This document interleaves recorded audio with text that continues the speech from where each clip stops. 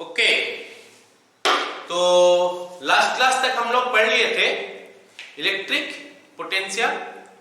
Potential का definition क्या था, इलेक्ट्रिक पोटेंशियल का यूनिट क्या था, स्केलर क्वांटिटी है, डायमेंशन क्या था। उसके बाद हम लोग डिराइव किए थे potential due to a point charge. Okay, और उसके बाद उसको यूज करके हम निकाले थे potential due to a dipole, पहले एंडोन पोजीशन में, फिर ब्रॉडन पोजीशन में, फिर एनी पोजीशन में। अब हम निकालते हैं इलेक्ट्रिक पोटेंशियल डिफरेंस। ये सब चीज हम आज पढ़ेंगे। ओके, पहला हेडिंग लिख लो, इलेक्ट्रिक पोटेंशियल डिफरेंस। क्या लिखेगा? Electric potential difference. ठीक है, तो नाम से ही पता चलता है कि पोटेंशियल का डिफरेंस होगा। हमारे पास दो पॉइंट है, मान लेते हैं ये पॉइंट एक तो है ए और ये एक पॉइंट है बी। ये किसी एक इलेक्ट्रिक फील्ड का अंदर है ना। एक इलेक्ट्रिक फील्ड का अंदर हमारा दो पॉइंट है ए और बी। क्योंकि इलेक्ट्रिक फील्ड का अंदर है तो इसका मतलब क्योंकि ये इलेक्ट्रिक फील्ड है, इसका मतलब है इसका आसपास क्या रहेगा? चार्जेस रहेगा, या तो एक चार्ज, या तो दो चार्ज, या फिर ज्यादा चार्ज रहेगा। पक्का बात है कि चार्ज तो है, इलेक्ट्रिक फील्ड जो बना है इसलिए चार्ज, क्या बोलते हैं उसको, चार्ज तो है। अच्छा, क्योंकि ये इलेक्ट्रिक फील्ड का अंदर है तो इसका कुछ पोटेंशियल आएगा, है ना। ऐसे ही ये भी इलेक्ट्रिक फील्ड का अंदर है तो इसका ऊपर भी कुछ पोटेंशियल आएगा। तो ये जगह में पोटेंशियल है, ये जगह में पोटेंशियल का डिफरेंस को पोटेंशियल डिफरेंस बोलते हैं। लेकिन डिफाइन हम उसको कैसे करते हैं? डिफाइन करते हैं इलेक्ट्रिक पोटेंशियल डिफरेंस अक्रॉस। हम ये वर्ड अक्रॉस लगाते हैं पोटेंशियल डिफरेंस के लिए। Electric potential difference across two points inside the electric field is the amount of work done in taking a unit positive charge from one point to the other point। तो यहां से यहां तक लाने में हमको कुछ वर्क करना पड़ेगा, तो ही जो वर्क डन है वो हो गया electric potential difference. Unit charge के लिए लाएंगे तो आ रहे समझ में मेरे बात? अब सुनो मेरे बात, क्योंकि ये चार्ज ये जो पॉइंट ये फील्ड का अंदर है जिसमें के आसपास में चार्जेस है, तो यहां पे अगर एक चार्ज लाके रख दो उसका ऊपर फोर्स आएगा कि नहीं आएगा? ठीक है, वो इलेक्ट्रिक फोर्स आएगा। तो इलेक्ट्रिक फोर्स के लिए ये चार्ज, एक चार्ज यहां पे जो मैं मान लेता हूं इसको Q0 लिख देता हूं चार्ज। इलेक्ट्रिक फोर्स Q0 के ऊपर गिर रहा है, तो ये चार्ज को जब मैं यहां से यहां तक लाऊंगा तो कुछ वर्क डन होगा, क्योंकि फोर्स है तो वर्क डन होगा। लेकिन याद करो इलेक्ट्रिक फोर्स जो है वो एक तो कंजर्वेटिव फोर्स है। इसका मतलब है कि ये चार्ज को तुम यहां से यहां तक लाओ इस पाथ में, या फिर यहां से यहां तक इस पाथ में लेके आओ, या फिर ये सब करके कोई पाथ में लेके आओ, तो सब में वर्क डन सेम ही निकलेगा। तो there is no difference in work in this cases, क्योंकि कंजर्वेटिव फोर्स वो खाली इनिशियल पोजीशन और फाइनल पोजीशन देखता है, कौन सा रास्ता में सिस्टम बॉडी आ रहा है ये इसको नहीं देखता है। आगे समझ में? ठीक है, तो मैं अभी डिफाइन करता हूं इलेक्ट्रिक पोटेंशियल डिफरेंस का। चलो लिख लो, electric potential difference across any two points inside the electric field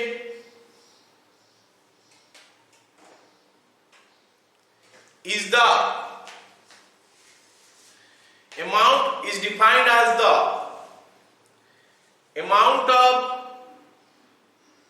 work done in bringing the charge, unit positive charge, in bringing the unit positive charge from the first point to the second point। Okay, अब हम एक figure बना देते हैं। ठीक है,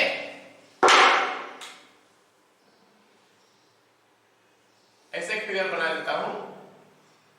ये हो गया ए पॉइंट, ये हो गया बी पॉइंट, ओके। ये हो गया हमारा इलेक्ट्रिक फील्ड, राइट। यहां पे चार्ज रख दिया क्या, Q not. Charge Q not को ए से बी तक में लेके आना, ओके। लिखो, if Q not is brought from A to B, the amount of work done is WAB. Therefore, potential difference across A and B is VB minus VA, that is equal to WAB by Q naught। अच्छा, VB minus VA को मैं चाहूंगा तो लिख सकता हूं क्या, delta V is equal to WAB by Q naught। एक इंपोर्टेंट कंक्लूजन यहां से मैं ड्रॉ कर सकता हूं, WAB is equal to Q naught into डेल्टा V, या फिर डेल्टा V का जगह में, डेल्टा V किसका जगह में लिखा हुआ था, VB माइनस VA, तो Q naught into VB minus VA। तो ये जो फॉर्मूला है ना, यहाँ पे मार्क करो। ये वाला जगह मैं बताना चाहता हूं कि एक चार्ज को अगर एक पोटेंशियल से दूसरा पोटेंशियल लेकर जाओगे, this is the formula for work done.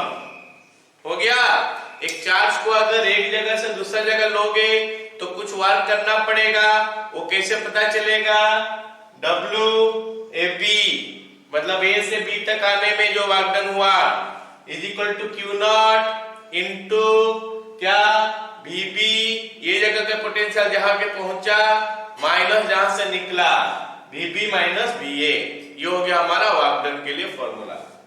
ये हो गया पोटेंशियल डिफरेंस का formula, delta V is equal to WAB by Q naught, okay. Potential difference का यूनिट क्या होना चाहिए, द यूनिट इज वोल्ट। हो गया ना, डिफरेंस वर्ड लग गया तो उसमें कोई चेंज नहीं आएगा। अब सोचो, अगर मैं तुमको पूछूं कि ये दो जगह का पोटेंशियल डिफरेंस 1 वोल्ट कब होगा, मतलब ये जगह का पोटेंशियल डिफरेंस है दोनों जगह का 1 वोल्ट कब होगा, so I can define this way. ये जो फॉर्मूला देख रहे हो, यहाँ पे डेल्टा V का जगह में 1 वोल्ट हो जाएगा, क्योंकि WAB जो है वो जूल में आता है, Q नॉट कूलम में आएगा। तो अगर मैं एक चार्ज को 1 कूलम को यहां से यहां तक लाने में मेरे को 1 जूल अमाउंट ऑफ वर्क करना पड़ रहा है, तो मैं बोलूंगा कि दोनों का पोटेंशियल डिफरेंस 1 वोल्ट हो गया। नहीं समझा? एक चार्ज 1 कूलम को अगर मैं यहां से यहां तक लेके आया, कुछ काम करना पड़ेगा। अगर वो 1 जूल होता है तो मैं बोलता हूं कि वो दोनों पॉइंट में पोटेंशियल डिफरेंस 1 वोल्ट है। बार बार बता रहा हूं कि यहां से यहां तक लाने में कहीं से भी जाओ चलेगा, क्योंकि वो कंजर्वेटिव फोर्स के लिए चल रहा है। हो गया ना, इलेक्ट्रोस्टैटिक फोर्स ये कंजर्वेटिव फोर्स। क्लियर? चलो यहां तक नोट कर लिया। यहां पे एक इंपोर्टेंट फॉर्मूला निकल के आ गया, WAB is equal to Q naught into VB minus VA। Done? Clear? लिखो। अच्छा, अब मैं बोलता हूं कि 1 इलेक्ट्रॉन वोल्ट जो है उसका डेफिनेशन क्या है। 1 इलेक्ट्रॉन वोल्ट होता क्या है ना? 1 इलेक्ट्रॉन वोल्ट लिख लो। 1 electron volt unit of energy है। सुन रहे हो? 1 इलेक्ट्रॉन वोल्ट क्या है? एनर्जी का यूनिट है। याद करो, हम लोग पढ़े थे SI सिस्टम, CGS सिस्टम में यूनिट एनर्जी का जूल और ऑर्ग। लेकिन ये जो जूल और ऑर्ग है ये काफी बड़ा है एनर्जी को एक्सप्रेस करने के लिए। अगर मेरे को एक्सप्रेस करना है energy of electron, energy of proton, उनका वैल्यू ना काफी कम आता है। अगर तुम उसको एक्सप्रेस कर दोगे जूल और ऑर्ग में 10 to the power minus 20, 10 to the power minus 18, 10 to the power minus 15 ऐसे फॉर्म में आएगा, जिसको फिल करने में हमको थोड़ा दिक्कत होगा कि इतना कम एनर्जी क्या है, इसीलिए उनको हम स्मॉलर यूनिट में लिखते हैं ताकि हमको फील गुड हो। समझा मेरे बात? क्लियर? तो हमको ऐसे में लिखना है, तो उसके लिए हम लोग इलेक्ट्रॉन वोल्ट यूज करते हैं। तो लिख सकते हो this is the unit used to find the energy of elementary particles like electron, proton etcetera. हो गया? तो इसका डेफिनेशन क्या होगा? अगर एक electron 1 volt across potential difference में गया, जितना वागडन हुआ उसको 1 जूल बोलते हैं, 1 इलेक्ट्रॉन वोल्ट। ठीक है, लिखो the amount of work done in bringing or in taking the electron, an electron through a potential difference of 1 volt is called क्या? Electron volt. तो 1 इलेक्ट्रॉन वोल्ट क्या हो जाएगा फिर? 1 electron volt is equal to, ये formula देखो, formula क्या है? Q naught 1.6 into 10 to the power minus 19 into 1 volt. ये कूलम हो जाएगा और ये वोल्ट हो जाएगा। दैट इज इक्वल टू कितना हो जाएगा? 1.6 into 10 to the power minus 19 joule. तो 1 इलेक्ट्रॉन वोल्ट जो है इतना हो जाएगा। हो गया? ये चार्ज हो गया वोल्ट। अच्छा, वोल्ट को क्या लिख सकते हैं हम? Volt is equal to W by Q है कि नहीं? तो इसको चाहोगे तो क्या होगा? जूल पर कूलम लिख सकते हो। जूल जूल कट गया, कूलम कूलम कट गया तो हमको मिल गया इतना। हो गया? समझ में आ गया?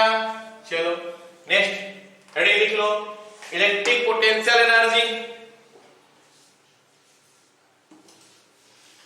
इलेक्ट्रिक पोटेंशियल एनर्जी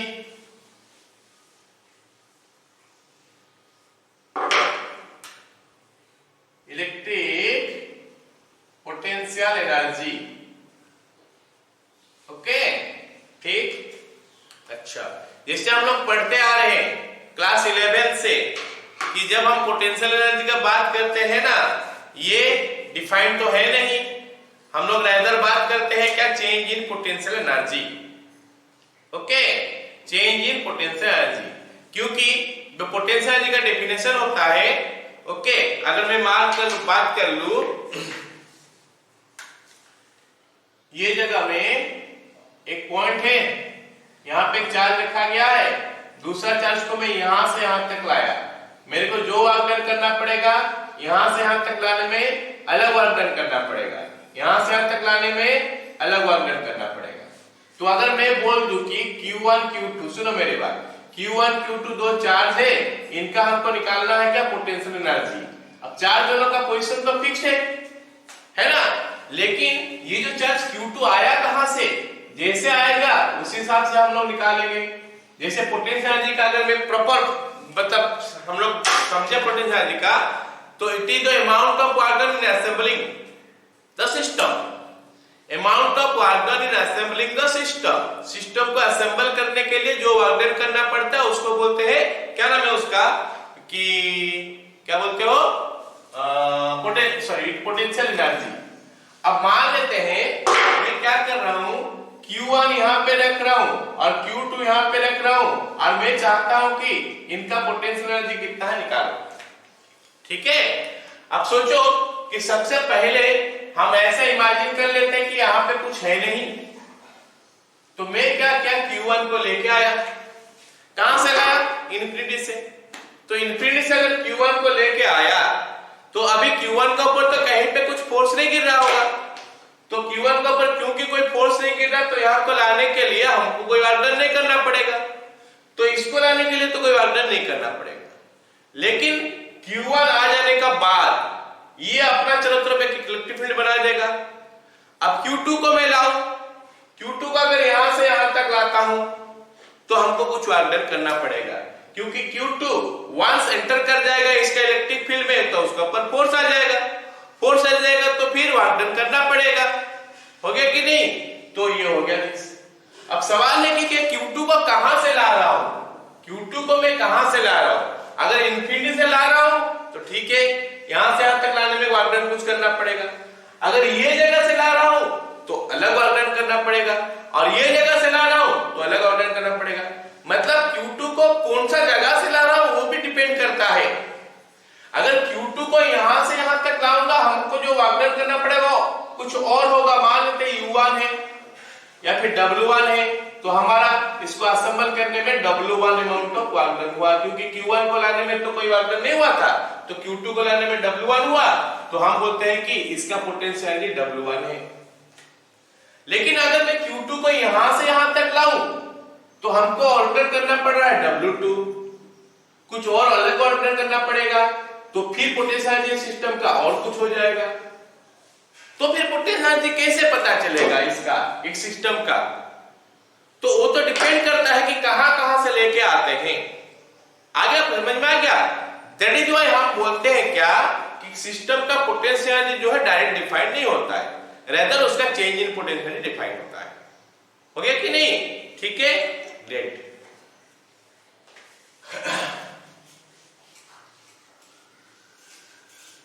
ओके, तो हम लोग लिखते हैं ये जो चीज मैं बताया तुमको, इसको हम लोग कुछ ऐसा लिख के रख देते हैं,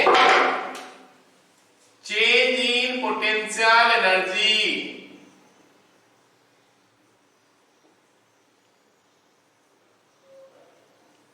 is equal to minus of work done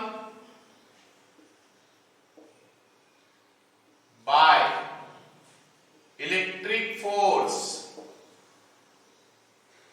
और is equal to plus work done by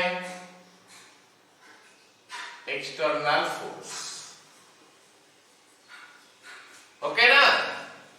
change in potential energy is equal to work done by electric force और plus work done by external force. तो change in potential energy को हम लोग कैसे लिखते हैं? Delta U, notation आ गया, तो ये या फिर ये delta U is equal to this one या फिर दिस वन। ये चीज को हम लोग यूज करेंगे जब हम लोग पढ़ेंगे कुछ क्वेश्चन जे ओरिएंटेड क्वेश्चन है, तो उस समय हम लोग इसका यूज करेंगे। फिलहाल में बुक में जो है वो बोर्ड लेवल के लिए जो होता है उसको समझा रहा हूं। ठीक है, हेडिंग लिख लो, इलेक्ट्रिक पोटेंशियल एनर्जी, डेफिनेशन लिखो। Potential energy of a system of charges, electric potential या इलेक्ट्रिक हेडिंग जो मतलब इलेक्ट्रिक स्टार्ट करो, electric potential, electric potential of A system of charges is the amount of work done in assembling the charges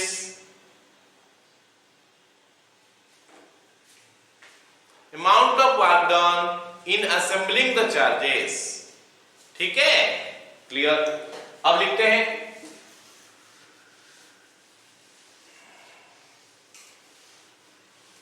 heading expression for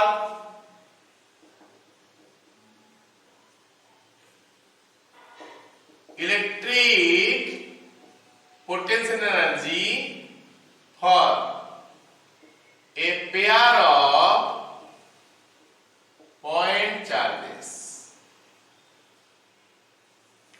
okay, तो मैं क्या करने वाला हूं, अभी निकालने वाला हूं कि यहां पे एक चार्ज Q1 है, यहां पे एक चार्ज Q2 है, ये दोनों में सेपरेशन R है, तो अभी मैं निकालने वाला हूं कि इसका पोटेंशियल एनर्जी कितना है। हो गया? डेफिनेशन बोला है कि इनको ला के ऐसे रखने में जो वर्क डन करना पड़ा वही हमारा पोटेंशियल एनर्जी है। तो मैं पहले ये अज्यूम कर लेता हूं कि नथिंग इज देयर, मतलब पूरा ब्लैंक था, पूरा क्या था, एम्प्टी था, एम्प्टी स्पेस है। तो हम क्या कर रहे हैं, we bring Q1 from infinity to A, ये पॉइंट का नाम ए ले लेता हूं। तो W1 वार्टन जो होगा कितना होगा, 0, as Q1 experience no force, Q1 का ऊपर कोई भी फोर्स नहीं आया, इसलिए उसका वार्टन 0 है, क्योंकि पूरा एम्प्टी स्पेस तो है। Once Q1 is present at A, it creates an electric field around it. So we will have electric potential at B, which is given by Q by 4 pi epsilon naught R। हम AR में मान के चलते हैं, okay. तो क्या नाम है, यहां पे लाके मैं Q1 लाके रखा, तो इसके लिए अपना चारों तरफ इलेक्ट्रिक फील्ड बना। तो ये जो पॉइंट B है, B में इलेक्ट्रिक फील्ड हो गया इतना। Therefore, to bring Q0 नहीं Q2 from infinity to B, हो गया। तो क्या मानना हूं कि पहले दोनों चार्ज कहां पे था, कहीं पे भी था, इनफिनिट जगह में था, मान लो इनफिनिटी में था। तो पहले मैं Q1 को लेके आया, Q1 को लाके यहाँ पे रखने में हमको कोई वर्क नहीं करना पड़ा, क्योंकि Q1 का तो कोई फोर्स आ ही नहीं रहा। लेकिन वंस Q1 आके यहाँ पहुंच गया तो ये अपना फील्ड बना दिया। अब Q2 को मैं लेके आ रहा हूं, कहां से, इनफिनिटी से। फिर इनफिनिटी में उसका पर कोई फोर्स नहीं गिर रहा है, लेकिन आते आते आते जैसे ही इसका इलेक्ट्रिक फील्ड का अंदर घुस गया तो उसका पर फोर्स गिरने लगा। तो उसके बाद इसका ऊपर वर्क डन होने लगा। जब मैं इसको लेके आ रहा हूं, यहाँ पे पहुंच रहा हूं, तो हमको कुछ वर्क डन करना पड़ रहा है, तो वही वर्क डन हमको निकालना है। तो निकालने का फॉर्मूला क्या हो गया, एफ dx का इंटीग्रेशन। लेकिन वो मेथड हम करेंगे नहीं, अभी फिलहाल थोड़ा देर पहले मैं पढ़ाया था कि WAB जो होता है वो निकालने के लिए हम लोग क्या करते हैं, Q0 into BB minus BA होता है।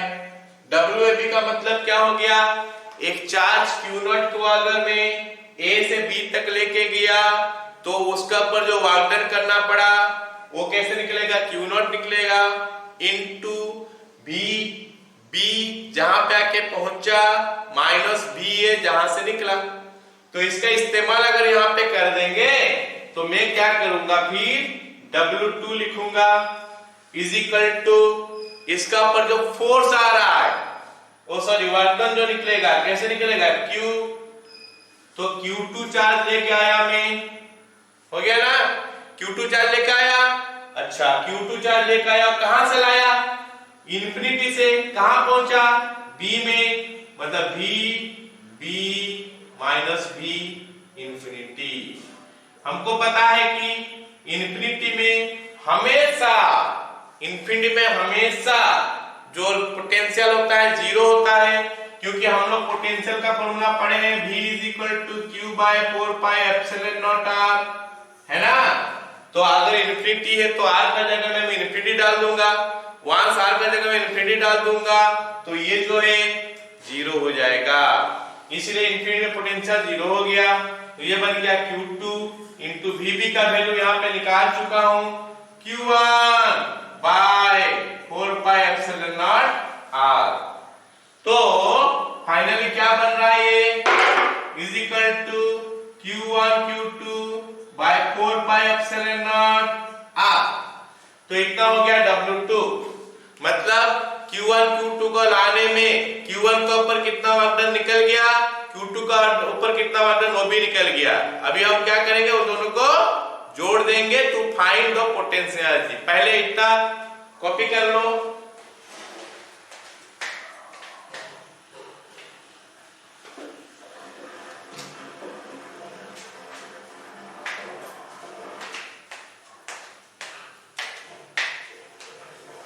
हो गया इतना?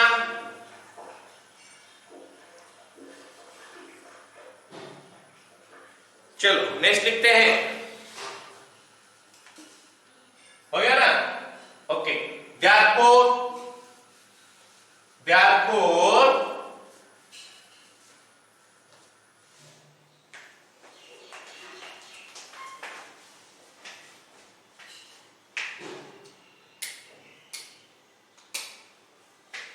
देखो, therefore the total work done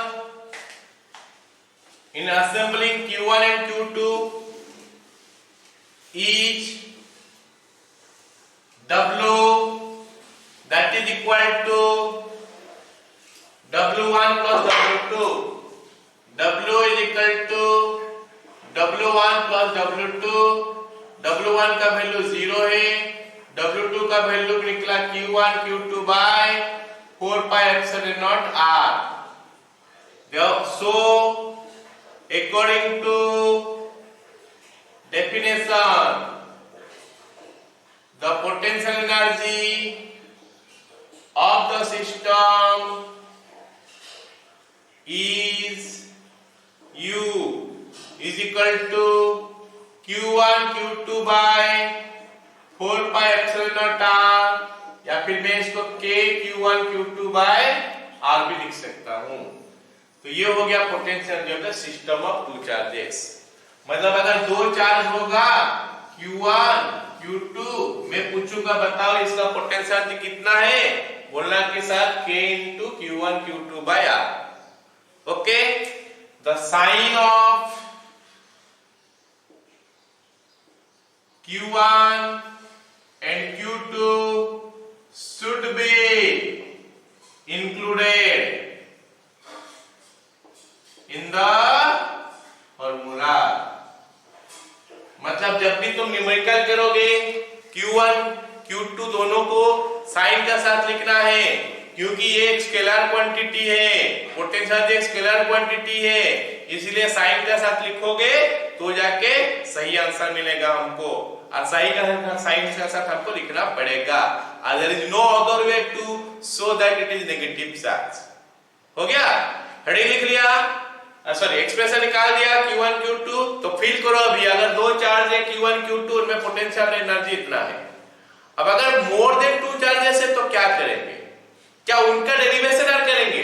नहीं, उनके लिए डिराइव नहीं करेंगे, यही जो फॉर्मूला मिला उसको यूज कर देंगे। ठीक है, हेडिंग लिख लो, potential energy due to a system having more than two charges, potential energy of a system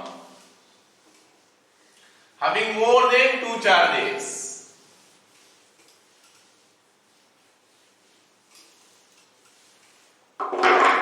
okay ना? चलो लिख लो। नंबर 1, मान लेते हैं 3 तो चार्ज है, Q1 Q2 Q3। ओके, तो ये डिस्टेंस मान लेते हैं R12 है, ये डिस्टेंस मान लेते हैं R13 है, और ये डिस्टेंस R23 है। अब हमको अगर इसका पोटेंशियल एनर्जी निकालना है तो वो निकलेगा कैसे? U12 U13 U23। मतलब हमको जितना पॉसिबल पेयर यहाँ पे बन सकता है वो निकालेंगे। Number of possible pairs is always coming by this formula NC2। n हो गया नंबर ऑफ चार्जेस, n हो गया क्या? Number of charges. तो अगर n नंबर ऑफ चार्जेस है तो NC2 पेयर ऑफ चार्जेस हमको मिलेगा। यहाँ पे अगर मैं n के जगह में 3 डाल दूं तो 3C2 3 तो पेयर मिलता है। कैसे 3 पेयर मिलेगा? Q1 Q2 इसका पोटेंशियल एनर्जी आएगा Q1 Q3 पोटेंशियल जी आएगा और Q2 Q3 पोटेंशियल आ जाएगा। मतलब Q1 को सबके साथ जोड़ना है पहले, फिर Q2 को सबके साथ जोड़ना है। जो पहले जोड़ चुके हैं उसको दोबारा नहीं करना है। जैसे Q1 Q2 के साथ जुड़ गया, फिर जब Q2 को जोड़ोगे तो फिर से Q2 Q1 नहीं करना है, ठीक है ना। ओके, ये बन गया।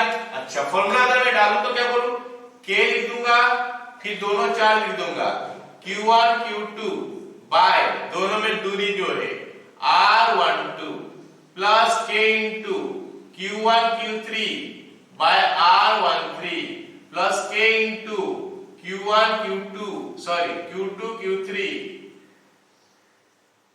by R23.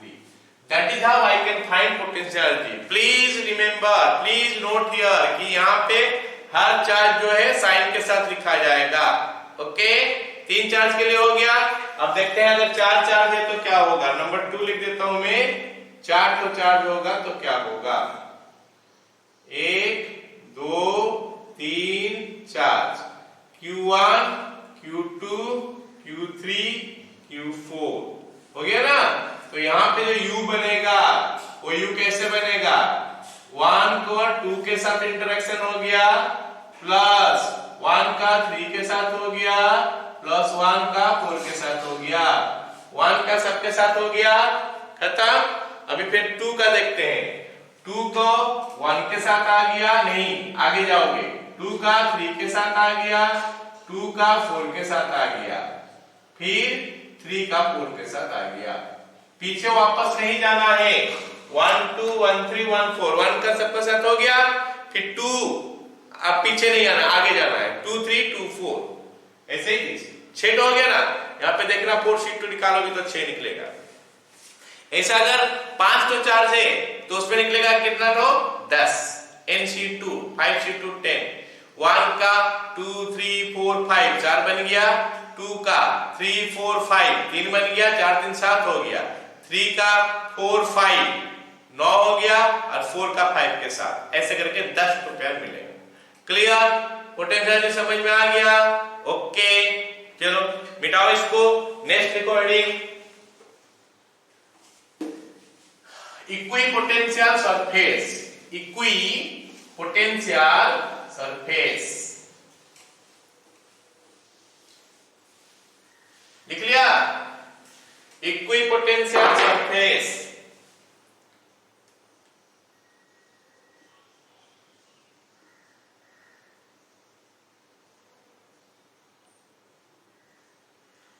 तो नाम से तो हमको आइडिया हो जा रहा होगा, ये वो सरफेस है locus of all the points, locus of all the points at which the potential is same। तो अगर मान लेते मैं एक तो पॉइंट चार्ज ले लिया, सपोज यहाँ पे पॉइंट चार्ज ले लिया, इसका r डिस्टेंस चले गया, यहाँ पे पोटेंशियल जो होगा यहाँ पे भी वही होगा, यहाँ पे भी वही होगा, मतलब सेम डिस्टेंस में पोटेंशियल तो सेम होते जाता है ना। इसका मतलब है कि इलेक्ट्रिक पोटेंशियल जो है वो हर जगह में सेम है, ये फिगर में ऐसे। तो पॉइंट चार्ज के लिए जो पोटेंशियल आएगा वो सर्कल आएगा, क्या सर्कल नहीं स्फीयर, तो ये हो गया स्फीयर। अच्छा, मान लेते हैं इसे और थोड़ा आगे चले जाओ है ना। तो ये जगह में जो 2 मीटर है मान लेते हैं, इसका पोटेंशियल, इसका 2 मीटर इधर, 2 मीटर इधर, 2 मीटर इधर, 2 मीटर इधर और 2 मीटर इधर, होगा कि नहीं। तो ये सब जगह में पोटेंशियल फिर से सेम आएगा। तो पॉइंट चार्ज के लिए जो इलेक्ट्रिक फील्ड इक्विपोटेंशियल सरफेस होता है वो एक तो कंसेंट्रिक स्फीयर रहता है, इसका पोटेंशियल अलग, ये सबका ये जो देख रहे हो स्फीयर, इसका ऊपर हर जगह का पोटेंशियल सेम है, ये स्फीयर का ऊपर पोटेंशियल सेम है, लेकिन इसका पोटेंशियल अलग है। दो तो अलग अलग इक्विपोटेंशियल सरफेस लोगे तो वो दोनों में पोटेंशियल डिफरेंस अलग आता है, नहीं समझ रहे हो। दो तो अलग अलग पॉइंट अगर लोगे तो वो दोनों में पोटेंशियल डिफरेंस अलग आता है। क्लियर, समझ में आया कि नहीं। ओके, तो लिख लो इक्विपोटेंशियल सरफेस क्या होता है, लिखो The locus of all such points, the locus of all such points where the potential is same is called equipotential surface. Okay, उसके बाद नेक्स्ट नंबर 1 2 करके एक दो पॉइंट लिख लो. नंबर 1 पॉइंट, ओके लिखो. For a point charge the shape of equipotential surface are concentric spheres.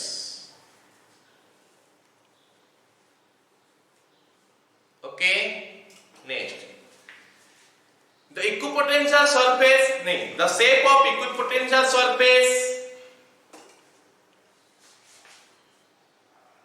in a region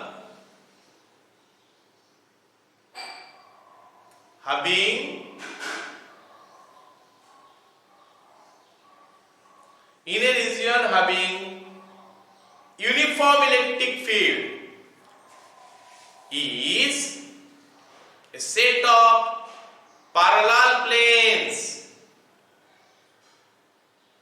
normal to the electric field lines.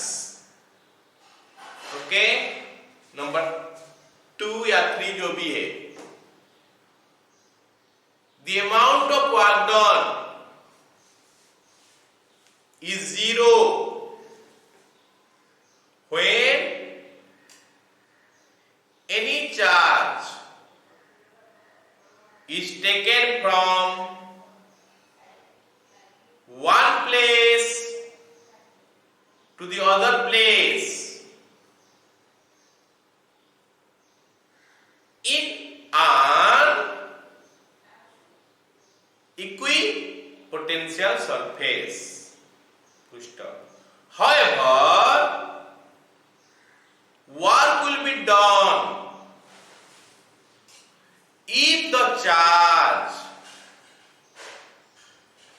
is taken from one equipotential surface to the other equipotential surface. खत्म. Next, very important, अभी जो बताने वाला, the electric lines of force, ना उल्टा लिखो, the equipotential surface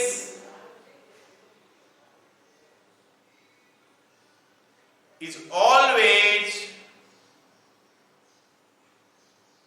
perpendicular to the electric lines of force. उल्टा भी लिख सकते हैं, electric lines of force is always perpendicular to the equipotential surfaces. ठीक है, अच्छा ये क्यों हुआ, why, what is the reason? मैं जैसे बोला कि ये जगह में अगर मैं एक तो चार्ज को रखूंगा, इसको यहां से यहां तक लूंगा, तो वर्क डन 0 होता है. तो वर्क डन 0 होता है, इसका मतलब है कि फोर्स और डिस्प्लेसमेंट 90 डिग्री में है. ओके, फोर्स कितना मिलेगा, F is equal to Q into E, जैसे मैं पढ़ाया, E इज इक्वल टू क्या होता है, F बाय Q. तो F इज इक्वल टू क्या हो गया, Q इंटू E. अगर 1 कूलम चार्ज लेता हूं तो ये Q का वैल्यू 1 हो जाएगा, तो F जो हो गया E हो गया, और चार्ज जो यहां से अंत तक जा रहा है. ठीक है, नोट करके लिखो, why electric field lines are perpendicular to, why electric field lines are perpendicular to the equipotential surfaces. तो इसका आंसर जो है तुम लोग लिख के दिखाना मेरे को, क्या होगा. एक सवाल खत्म, इक्विपोटेंशियल सरफेस खत्म. हेडिंग लिखो, relation between electric field and electric potential. Relation between electric field and electric potential. Okay, तो इलेक्ट्रिक फील्ड और इलेक्ट्रिक पोटेंशियल में क्या रिलेशन है वो हमको निकालना है. ऑलराइट, चलो सोच लो कि ये इक्विपोटेंशियल सरफेस है और इसका आगे में एक और इक्विपोटेंशियल सरफेस है। ये जो सरफेस है इसका पोटेंशियल मैं मान लेता हूं क्या है कि V है और इसका potential V minus delta V है, मतलब पोटेंशियल इधर घट रहा है, पोटेंशियल इधर से इधर घट रहा है। इसका नाम मैं A दे दिया और इसका नाम मैं D दे दिया। मैं क्या करना चाहता हूं कि ये चार्ज को यहां से यहां तक लेना चाहता हूं। ये दोनों में जो डिस्टेंस है वो हो गया डेल्टा R। सपोज ये दोनों में डेल्टा R हो गया डिस्टेंस, हो गया। तो एक चार्ज को मैं क्या करूंगा, यहां से यहां तक लूंगा। एक पोटेंशियल से दूसरा पोटेंशियल हो जा रहा, मतलब कुछ वर्क डन तो होगा। अगर मैं यूनिट चार्ज को लेके जाऊं कितना होगा देखते हैं। ऑलराइट, ओके, लिखो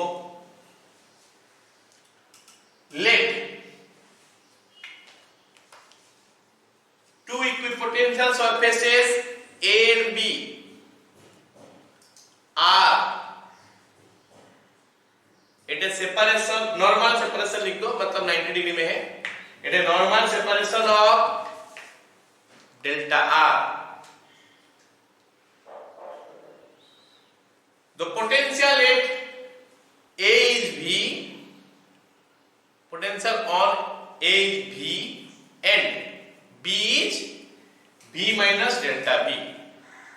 ओके, लिखते हैं therefore work done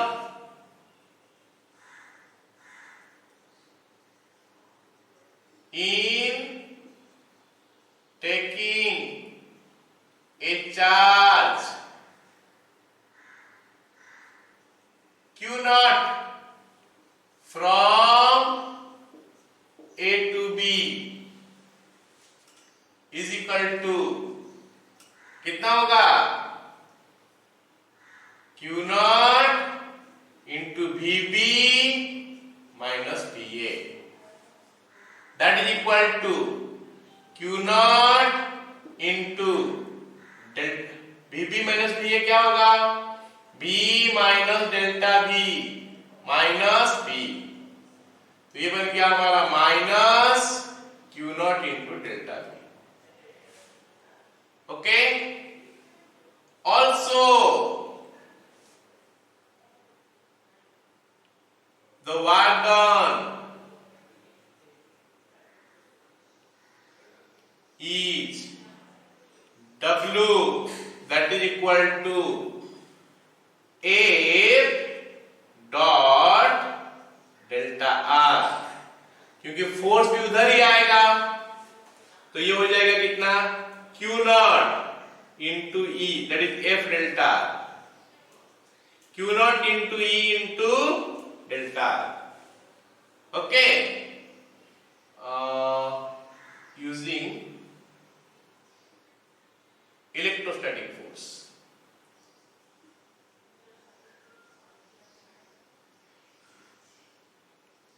ओके, मतलब हम दो मेथड में निकाले वर्क डन। एक मेथड हो गया क्या, Q into V2 minus V1, एक मेथड हो गया क्या, इलेक्ट्रोस्टैटिक फोर्स में। लेकिन सेम चीज तो हो रहा है, इसको यहां पे जाने में वर्क डन तुम ऐसे निकालो ऐसे निकालो, कैसे भी निकालो तो सेम प्रोसेस सेम वैल्यू आएगा। तुम पोटेंशियल का फॉर्म लगा के कर सकते हो या फिर फोर्स का कॉन्सेप्ट लगा के कर सकते हो। अगर फोर्स का कॉन्सेप्ट लगा के करोगे, अच्छा यहां पे एक चीज बताओ, मैं इंटीग्रेट क्यों नहीं किया, क्योंकि ये जो है मैं बता चुका हूं कि ये हो गया जैसे मैं फील्ड दिखाया हूं, सॉरी इक्विपोटेंशियल सरफेस दिखाया, उससे पता चलता है कि यहाँ पे यूनिफॉर्म इलेक्ट्रिक फील्ड है। हो गया कि नहीं, यूनिफॉर्म इलेक्ट्रिक फील्ड है, इसीलिए मैं plane parallel line parallel plane जो बनाया। ओके, तो कहने का मतलब है कि वर्क डन, जैसे मान लेते हैं इधर एक तो प्लेन है, इधर एक तो प्लेन है, इसका पोटेंशियल V है, इसका V माइनस डेल्टा V है। चार्ज को यहां से यहां तक लाया, चार्ज को यहां से यहां तक लाया, ठीक है ना। तो इन दैट केस क्या हो रहा है बताओ कि यहाँ पे वर्क डन निकाले हम दो मेथड में। एक मेथड निकाले Q into VB minus VA, जो इसका पोटेंशियल माइनस इसका पोटेंशियल, एक अलग मेथड में निकाला है फोर्स का मेथड में, फोर्स इनटू डिस्प्लेसमेंट होता है, क्योंकि इलेक्ट्रिक फील्ड यूनिफॉर्म है तो फोर्स भी कांस्टेंट हो जाएगा, तो फोर्स इनटू डिस्प्लेसमेंट हो गया क्या, दिस वन। क्लियर? अच्छा, अब ये दोनों को इक्वेट कर देते हैं। Therefore minus Q naught into delta भी is equal to Q naught into E into delta R. अब बताओ क्यू नॉट लग कट गया, ई इज इक्वल टू कितना आ गया, minus delta V by delta R. तो ये नेगेटिव साइन क्या बताता है, negative sign indicates, negative sign जो है वो इंडिकेट करता है क्या, that electric field lines is towards, electric field लिख देता हूं, electric field is from higher potential to lower potential. मतलब इलेक्ट्रिक फील्ड जो है हायर पोटेंशियल से लोअर पोटेंशियल लेंगे। अब सुनो मेरे बात, अगर ये फील्ड यूनिफॉर्म नहीं रहा तो हमको क्या करना पड़ेगा, वो जो डेल्टा भी ये जो लिखा है वो काफी स्मॉल लेना पड़ेगा, सेपरेशन वो स्मॉल लिखना पड़ेगा, इसीलिए डेल्टा भी आ जाएगा। Okay, for non uniform field is equal to minus dV by dr, is equal to minus dV by dr। Clear? Note करके लिख सकते हो, अगर मेरे को electric field along X axis निकालना है, मैं यूज करूंगा delta V by delta x, del V by del x।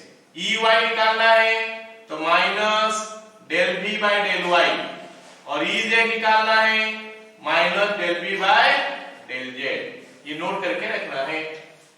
कहने का मतलब है कि एक जगह में इलेक्ट्रिक फील्ड जो है वो लाइंस तो कैसे भी डाल सकता है, फील्ड लाइंस, मतलब उसका एक्स एक्सिस में, वाई एक्सिस में, जेड एक्सिस में उसका मैग्नीट्यूड क्या होगा फील्ड का, उसका जो निकाल सकते हैं हम ये फॉर्मूला लगा के। ओके, तो आज इतना रहने देते हैं, नेक्स्ट क्लास में आगे पढ़ेंगे। ऑलराइट।